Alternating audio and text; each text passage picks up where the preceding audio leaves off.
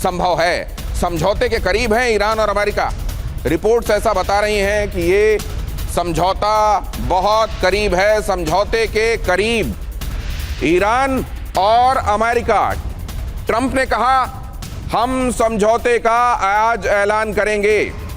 Trump ने कहा कि आज ही हम इस समझौते का ऐलान करने वाले हैं और न्यूयॉर्क पोस्ट के हवाले से यह बड़ा दावा है कि आज ही इस समझौते का ऐलान होने वाला है। तो समझौता क्या हुआ है, उसका ऐलान हो जाएगा तो ये ऐलान तक ही ये खुशी रहेगी, जैसा पहले हुआ कि ऐलान हुआ, दुनिया ने सोचा चलो बला टली, लेकिन उसके बाद बला ने यू टर्न ले लिया। क्या यहां भी वही होने वाला है?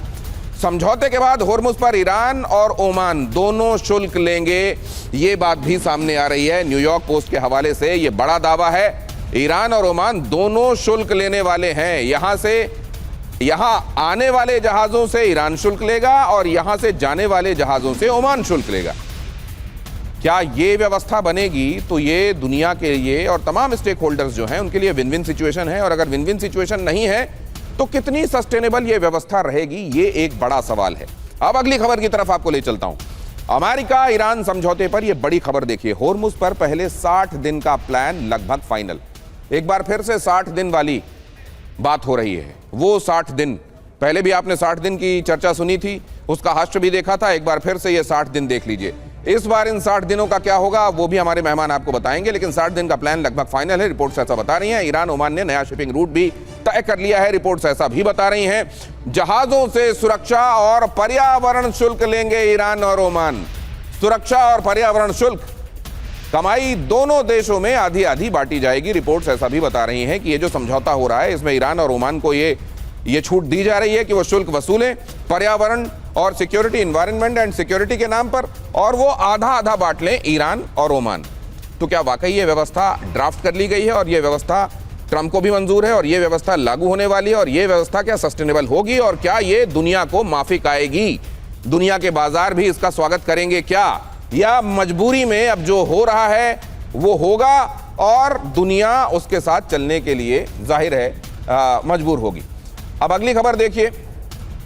ये जो खबर है ये आपको कंप्लीट पर्सपेक्टिव दे देगी, जिसके बाद मैं अपने मेहमानों का आपसे परिचय कराऊंगा और मेहमान आपको ये बताएंगे हमारे साथ जुड़ने वाले कि ये इस बार जो हो रहा है क्या वाकई इतने दिनों के इंतजार के बाद अब कुछ ऐसा हो रहा है जिसमें माना जाए कि डोनाल्ड ट्रंप की आखिरकार चली, या डोनाल्ड ट्रंप एक बार फिर से किसी तरीके से अपनी इज्जत को बचाकर निकल जाना चाहते हैं और यहां जो इतने दिनों से उठापटक चल रही है उससे अपना दामन छुड़ाना चाहते हैं, क्योंकि उन्होंने बहुत सारा अपना नुकसान कर लिया है। या फिर हाइंडसाइट देखिए, ट्रंप और उनसे जुड़ी हुई कंपनियों की अगर इस सब के बावजूद बल्ले बल्ले हुई है, उनका फायदा हुआ है, तो इस तरह की स्थिति को और चलने देने में ही उनको फायदा दिखाई दे रहा है। इसीलिए कुछ ऐसा कर रहे हैं जिससे उनके ऊपर बाद के दिनों में दबाव पड़े कि ये तो आपने फिर ईरान के पक्ष में समझौता कर दिया, और वो ये कहें कि डोमेस्टिक प्रेशर इतना है इसलिए मुझको इसको फिर से बदलना पड़ेगा।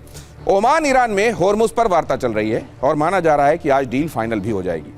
विकल्प पर विचार हो रहा है कि ईरान की तरफ से टैंकर और जहाजों की फारस की खाड़ी में एंट्री होगी।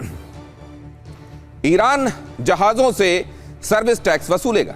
फारस की खाड़ी से निकलने वाले जहाज ओमान की तरफ से जाएंगे, तब ओमान भी सर्विस टैक्स वसूल करेगा, और ऐसे में होर्मुज से आने वाली सर्विस फीस दोनों देशों को मिलती रहेगी।